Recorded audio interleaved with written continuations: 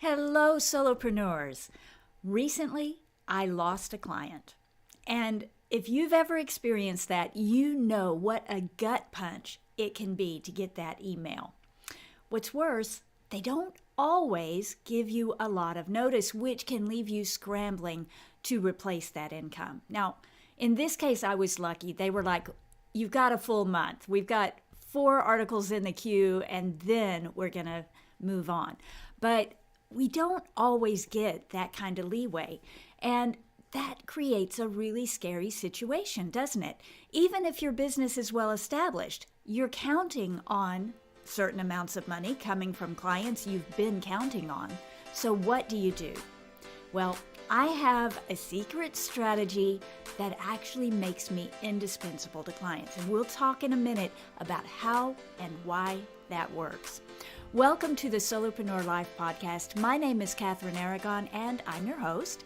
The Solopreneur Life can be exciting, lonely, and sometimes scary because you wear all the hats.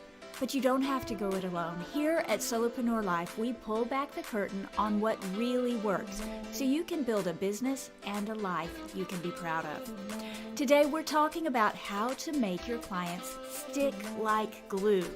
But before we dive in, take a minute to subscribe wherever you tune in, whether that's on the podcast or on YouTube. Now, what does it mean to be indispensable? Because believe it or not, this is the key. So now I want you to shift your focus away from being the person wanting to be hired to being the person who owns a business. I want you to put on your CEO cap, okay? Think about your own business. Maybe you've got a website built. Maybe you've got an email service provider and you've built all these forms to put on your website and you've set up autoresponder emails for people who subscribe. That takes a lot of work, doesn't it? So then let's say somebody comes along and says, oh, but I have a much better email service, or I have a much better website host. I want you to move over and I'll give you this huge deal. Now just think about that. You know how many hours it takes to set up everything that you've set up. And they're proposing you move, even with a money savings. You're going to resist that, aren't you? Why? Because you've got to move your list, you've got to recreate your forms, you've got to reset up all the code on your website. And even if you are good with tech, even if you could do it with your eyes closed, that's work that you may not have time for. So it's an issue, isn't it? Shifting gears is hard. Now, if it's mission critical, you will make the effort, won't you? If it's your business is going to fail if you don't move, or let's say you signed up with some email service and I've never heard of this, but let's say they go out of business.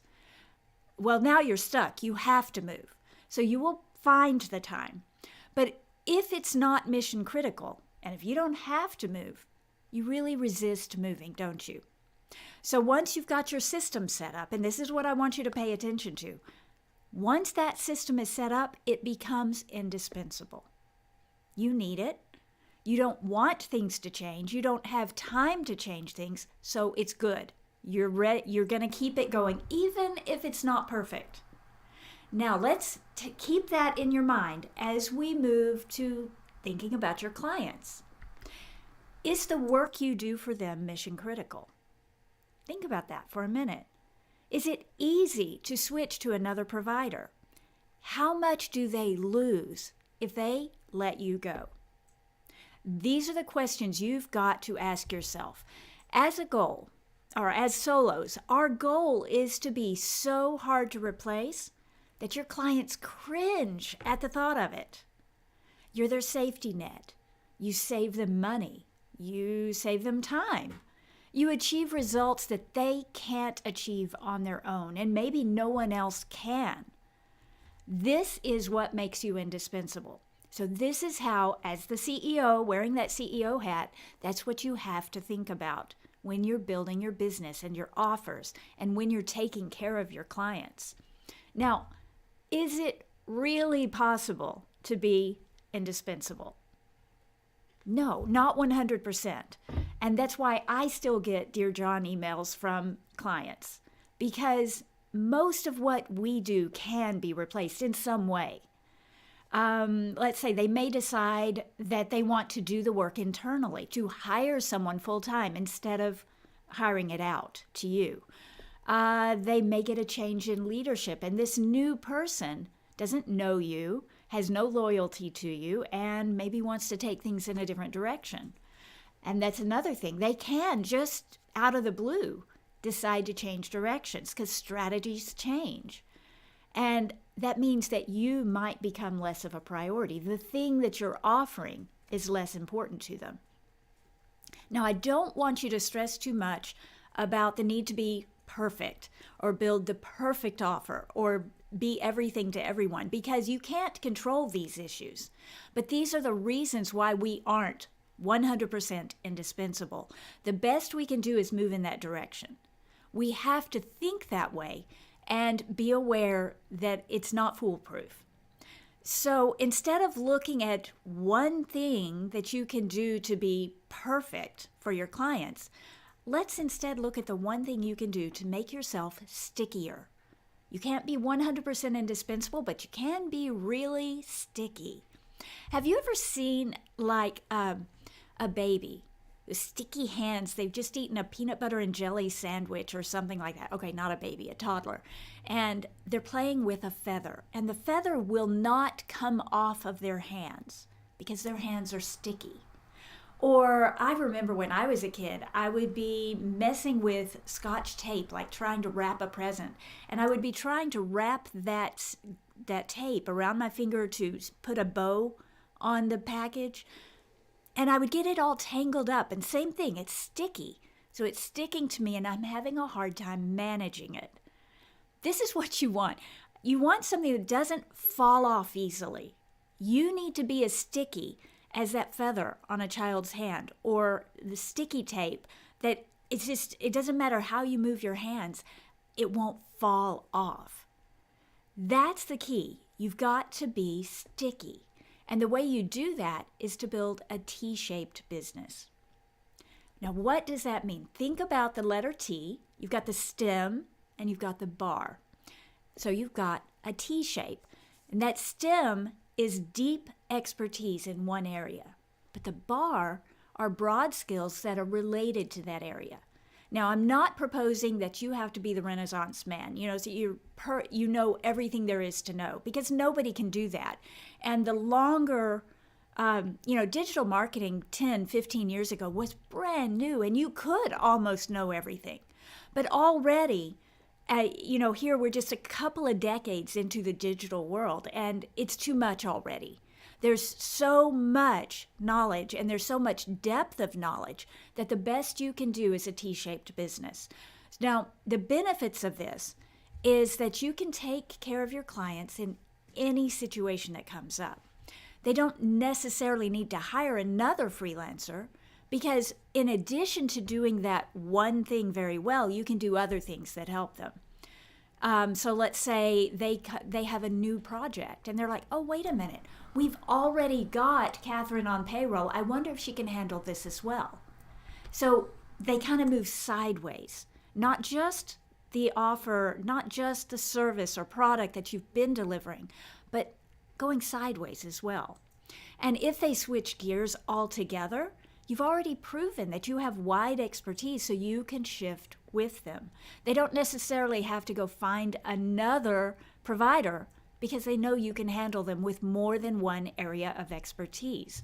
So what does this look like? Let's say you're a content writer, because my agency does content marketing. So they hire us to write blog posts.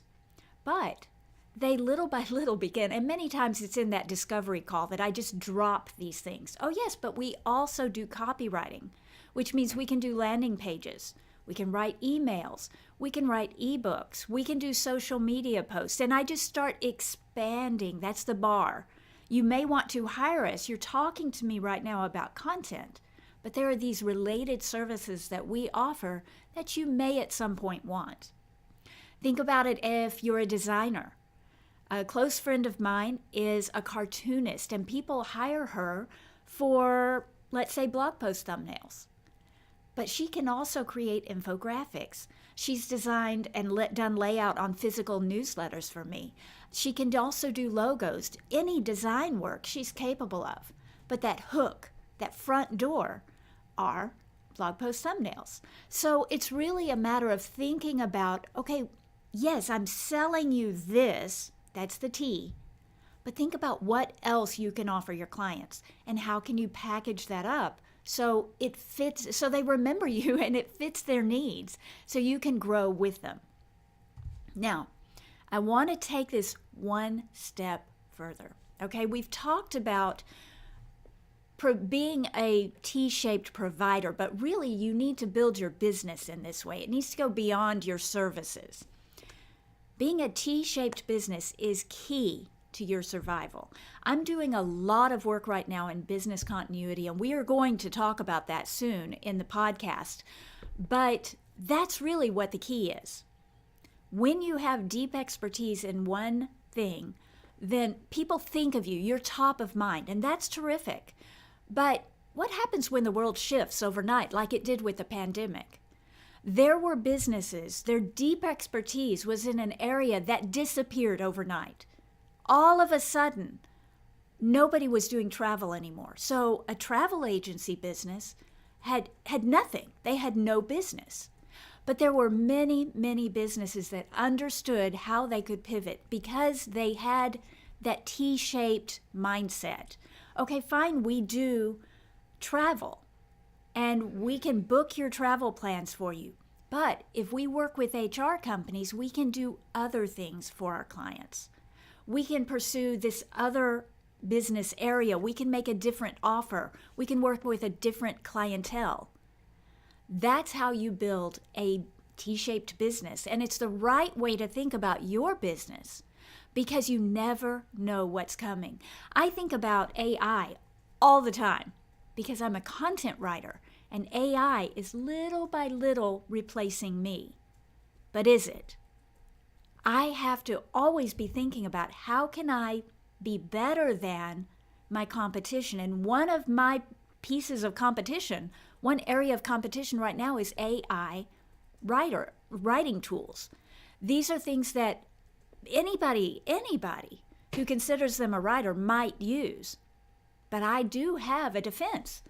It's not high quality yet. I need to keep in mind it might be someday, but it can't compete with me. Not really, not yet. So if people want strategic content, if people want content that actually drives growth, if people want go-to-market content, they come to me. They're not going to try to use an AI tool.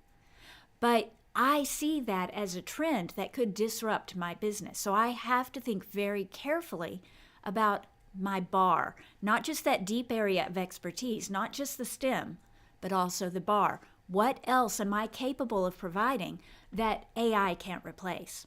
Do you see the mindset? Do you see how I have to think about this? This is how you need to think about as well. You never, ever know what's coming your way, and you need to be prepared. This is how you keep your business profitable. It's also how you get your clients to stick like glue. So you may have deep expertise in one thing. Okay, this is your product or the service, the thing that you sell, the thing that you get people through the door with. But you need to be developing those sideways skills, the bar. And it might be sales, it might be marketing, it might be product creation, it might be putting on events. It could be anything. It might be actually physical product line that you develop on the side. It depends on your business. So let's say that you sell products as your business. I talk a lot about services, but it doesn't have to be a service business. Let's say that you create courses and your target market are horseback riders. I've got a dear friend who actually runs a business like this. It's a coaching, consulting, training company, and his target are people who love horses but need help because, they're just people like you and me with horses, and they want to be best friends with that horse. So he provides them the training, right? Now, what if to be sideways, okay, the offer is this course. This training course is teach you how to be a horse whisperer. But what could be the bar? The bar could be physical products. It could be a special set of reins that helps you control the horse without hurting the horse's mouth. It could be a special saddle that you cannot be thrown off of. What if he were to provide a line of products that actually made that big of a difference for his people? But think about this. How am I thinking? I'm thinking about what might be the problems that my audience runs into, and how can I solve those problems? If you're not thinking like this, you're not going to get your clients to stick. Because bottom line, as a solopreneur, your business is not to earn money. Your business is to solve problems. You do that not by just bidding on, I can write, I can put sentences together, so I'm going to bid as many clients as I can to write as many articles as I can. You're not going to succeed that way, because anybody can write an article. An AI product can write an article. You've got to solve problems. So you've got to think about, why do my clients need this article? How can I supply that in a different way? What might go with that article to help them get the most value from it? When you're thinking like this, you're thinking like a CEO, and you are beginning to build that T-shaped business. That's the secret. It starts with, I've got to get my clients to stick with me, but it ends up with, I've got to build a business that they can't let go of. They can't. Why? Because they can't survive without me. They would have to hire 2 people to replace me. They would have to do so much more work. It would require so much more time. It would be a step backwards to let me go. Can you create an offer like that? If so, you've got a T-shaped business, and you will not lose clients easily. Yes, you never know what'll happen. You could lose clients. I'm not going to promise you won't. I still lose clients. But you've got to think in a way that they think twice about letting you go. And this client who just recently let me go, we went back. He'd reassured me more than once, this isn't you. I love what you're doing. This is an internal decision, and as soon as I can afford to hire you back, I want to. You see how comforting that was for me. I didn't mess up, and I can't be a better unicorn to keep that client. Something happened that's out of his control, out of my control, but I've impressed him enough with the quality of the work I do and with the breadth of the work I do that he wants me back as soon as he's able. This is the way to think. What is the missing element? You don't have the basic business skills that give a solid foundation for decent money.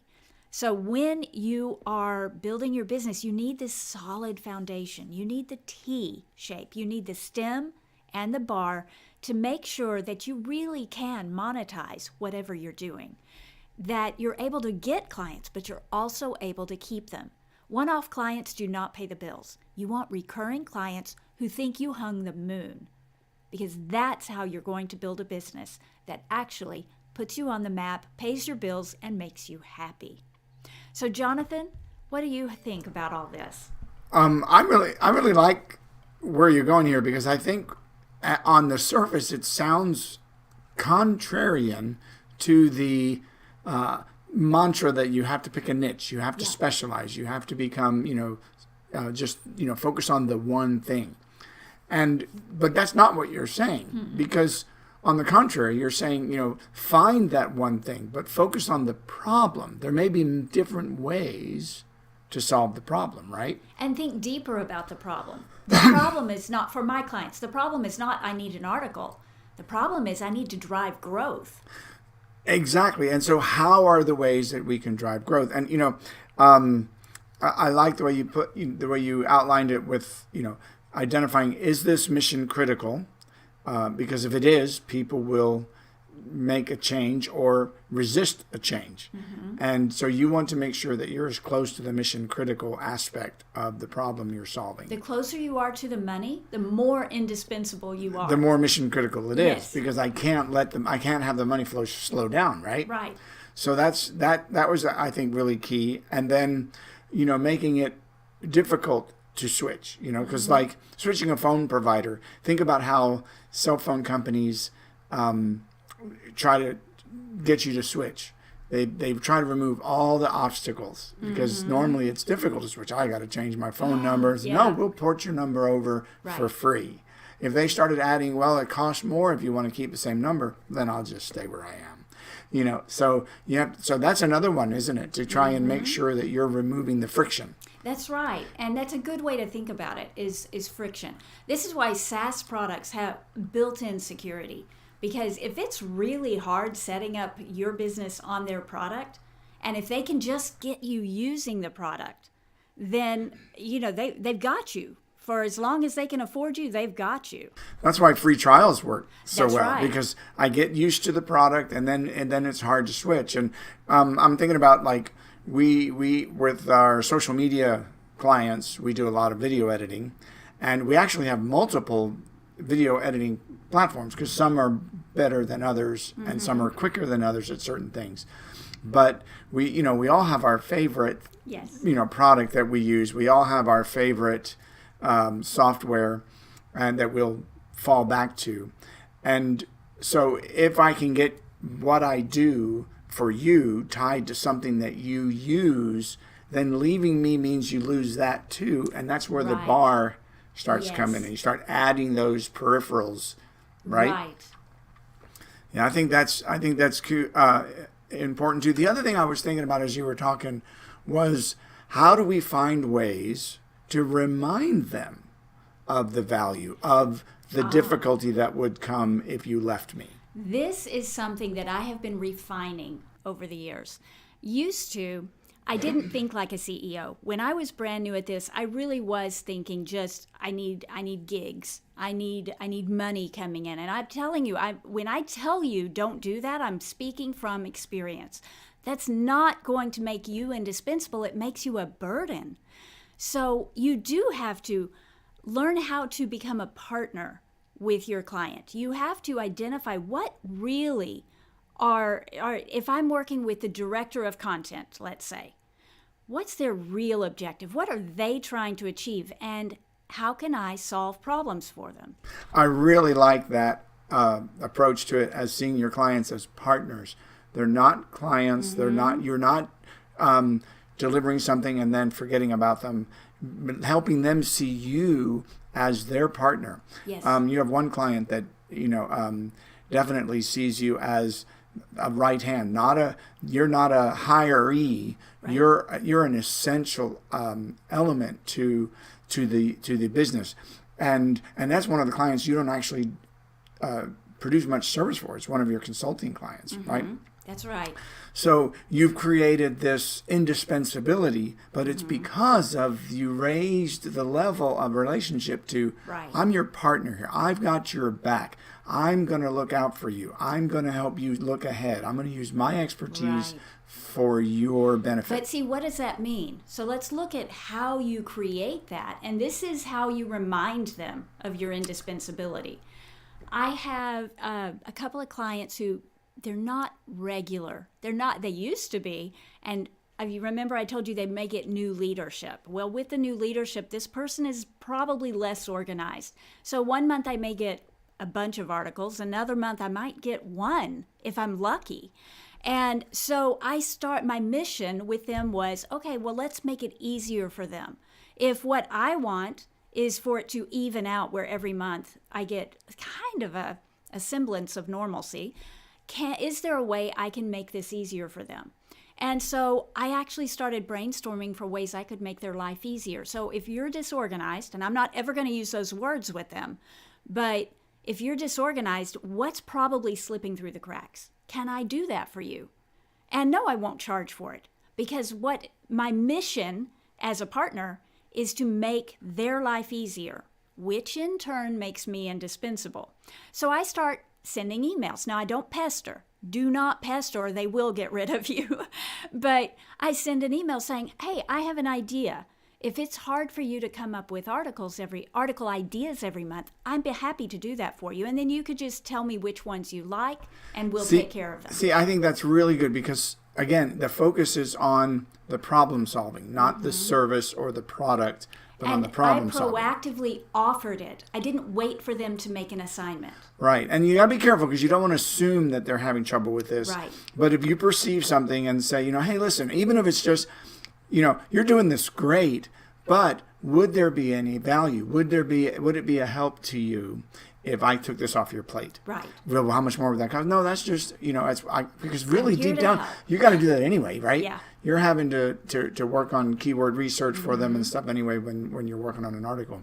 So you find ways. How did I put this? When you were talking, I made a note about this. That basically find ways to bring more value to the table. Right. More value to the table. Now, and let me go back to, you mentioned I'm doing it for how much will this cost? Because you do have to think this way, right? Some things that you add on, you do need to charge for because they take up too much of your time. If it makes you indispensable and you can throw it in, it behooves you to go ahead and throw it in. Right. But that goes to like almost a whole nother podcast on upselling. Yeah. And, hey, we also do this service, which you've done too. And that's another way to make yourself sticky is say, because your agency, the element of KA Media that is the agency is basically about content, right? But content can be delivered in a myriad of ways. That's right. How do you need content, but how do you want it delivered? And where do you want it delivered? Right. Because if I can facilitate that, then I've got that bar that you were talking about. Right. The depth is the quality of content, the strategy with the content. Or maybe it's the first product they're buying from you, and it's like the thing that you are most known for. Right, but then they realize, and we've had that happen. We're like, well, we're not going to be doing much of this anymore. So are you going to go in this direction because our agency can do that? Oh, really? You can? Right. Oh, so we don't have to make a switch? No, we just Right. make a shift in the application. Right, and having those other skills can get you more contracts.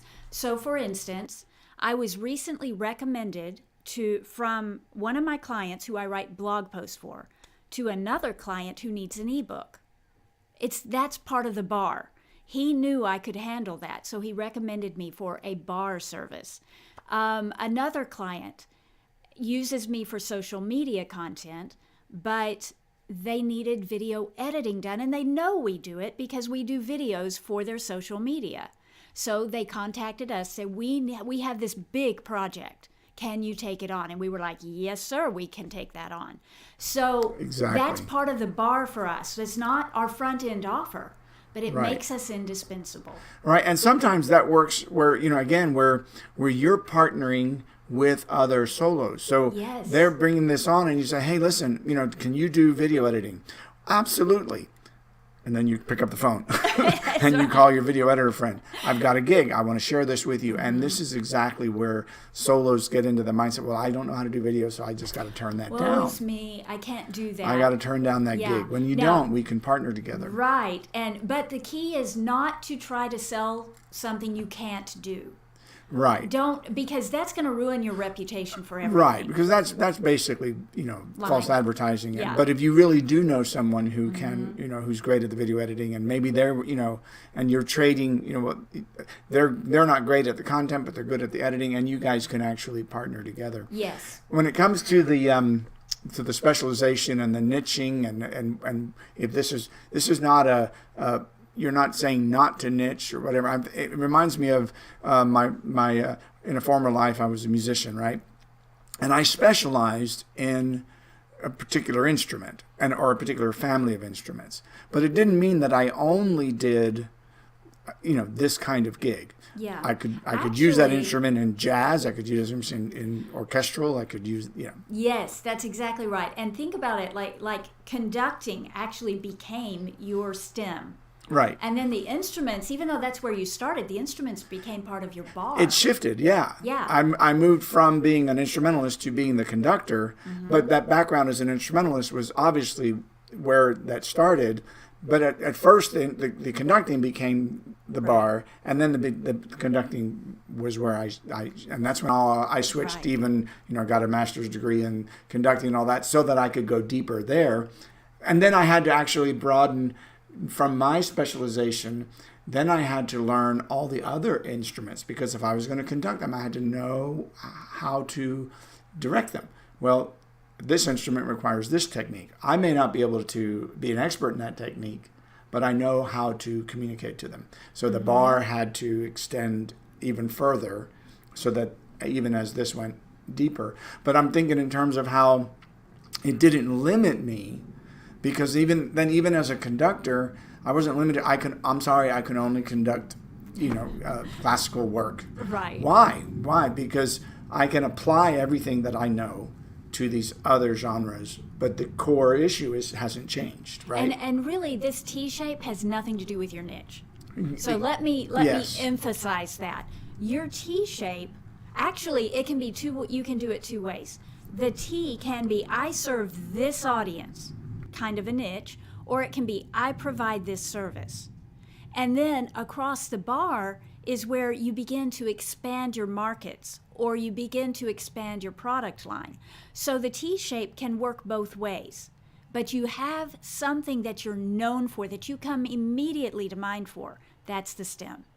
And the other thing I wanted to point out was that when you're going deep, and that's where sometimes the misconception is that that the two are in conflict, and you explained that very well just now. But when you're going deep, to take the time to identify what is it that I provide that's unique. What is the unique element of what I provide? I love the example you used of AI, and you know how I feel about AI. We've had discussions about AI. I feel like AI is going to potentially make everything the same, and nothing's going to stand out anymore, because it may rise to a level where it's hard to tell the difference between a human and the AI, but it won't be bespoke. Right. It won't be customized. It won't stand out as anything different. Personality, the voice that's unique. I love Grammarly, and I use Grammarly. But what I dislike about editors who only use Grammarly is Grammarly grades each sentence individually, not within the flow. Right. And as a writer, one of the things that makes my writing stand out is the flow. And I watch editors butcher good writing because they think Grammarly knows more than I know. Grammarly's AI. It really doesn't. Right, and it's just analyzing the grammar, not how the audience is responding emotionally. There's no emotion. There's the exactly. readability is not the same after they've edited than before. Right, and sometimes, like, for example, with descriptive writing or storytelling, Grammarly would tear it apart because you said you're using too many adjectives or whatever. Or this sentence is out of order. Or this sentence is out of order. But it needs to be out of order. But stylistically, because you could say it was cold outside. Or you could say it was a cold, crisp morning that let you taste the cold. And you create emotion. And they would say you used the word cold too many times. Or the verb is too far away from the noun. But I'm deliberately doing that because I'm wanting to draw you with me. Exactly. I'm wanting you to not just feel the cold. I want you to taste the cold. So you're I want you thinking to of hear the cold. Pacing. Yes. And other elements that an AI tool can't simulate. Imagine what Grammarly would do to Faulkner. Oh my gosh. Let's not. Let's not, right? And so, but my point in bringing that up is that you can identify whether we're talking about writing, because that's where where we your spend magic, all day every day writing. Yeah, your secret sauce is there. Yeah. But regardless of what you do, what is the thing that you can do that nobody else can do, and how can you bring that to your client in a way that, again, if I'm taking the mindset of I'm not trying to extract money from you, I'm trying to partner with you. Then I'm looking for ways to help you stand out, make you unique. Exactly. And now I'm an asset that, Grammarly doesn't have my back. It's not really doesn't care about whether this article goes beyond the when I hit enter.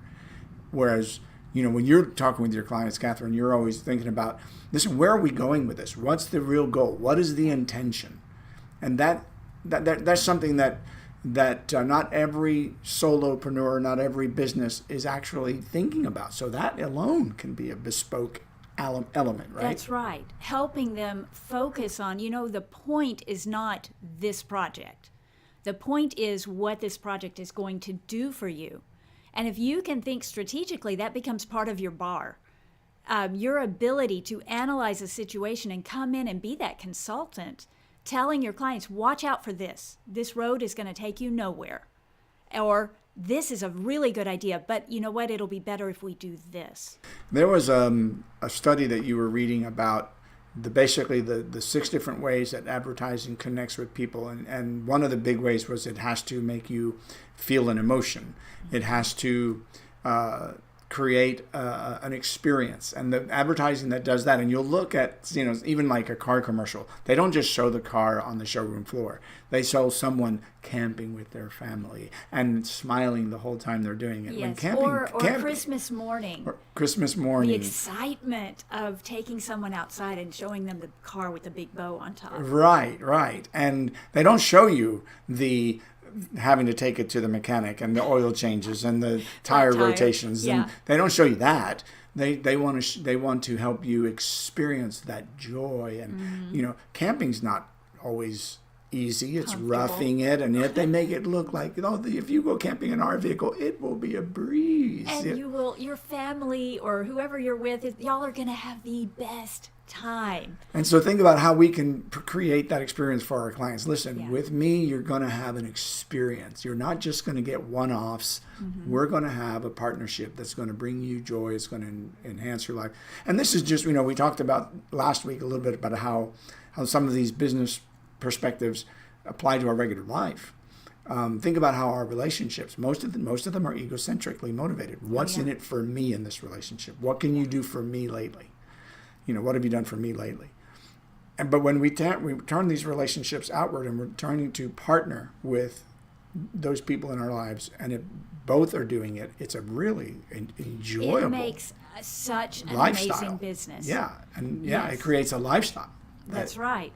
I have some amazing clients, and I have been able to build this stickiness to where, like I said, even when one of them internally they told him, you need to let the contractor go, he apologized for it, and he assured me, I want you back, but I've got to develop enough money, enough budget that they'll give me the money for you.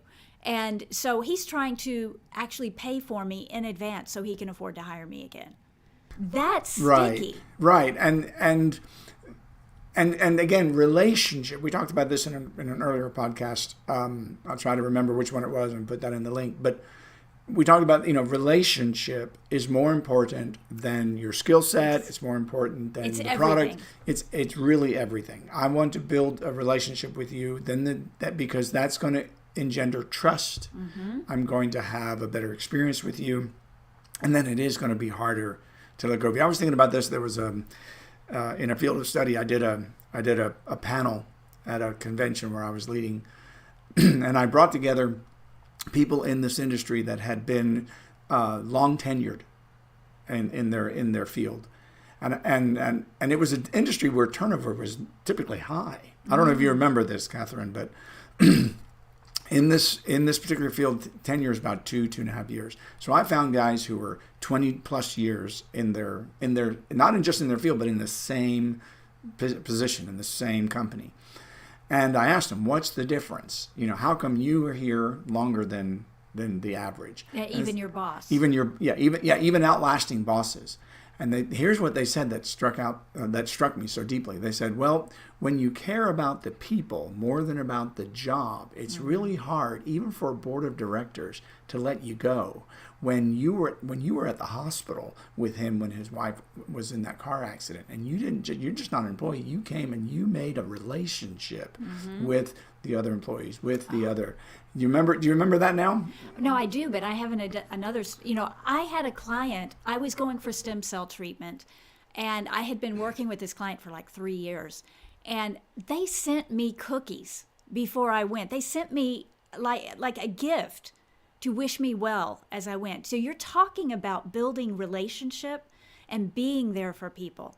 Right. That's what you do. Exactly. That's how you do it. It's how you become indispensable. And yes, because if the point of this podcast is to help you learn what are those things that help you be sticky, this is probably the best way to summarize it. You need to be relevant, and that relevant comes from the root word relationship. You need to be relational.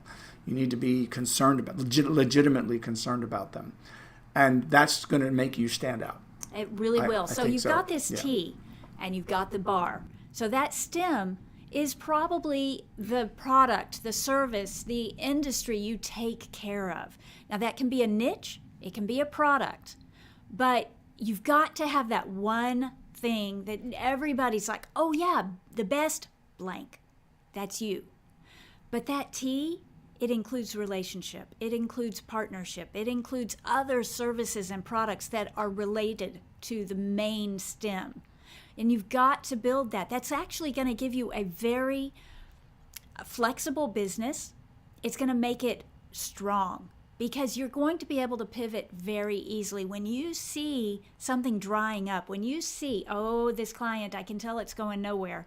I need to think about what I can do to replace it. Well, instead of waiting for that client to let you go, immediately start adding value. Just stay in touch and say, hey, I've been thinking about your business and I had an idea. Or something, just add value. That's that T, that's the bar. And that's going to help you keep your clients. It's also going to establish you as part of the team.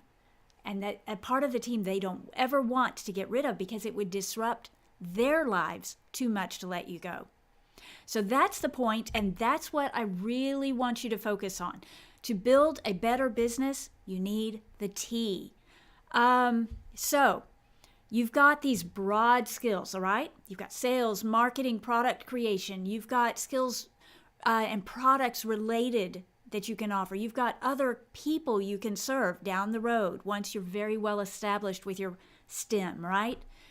That stem gets you in the door. The bar keeps them wowed.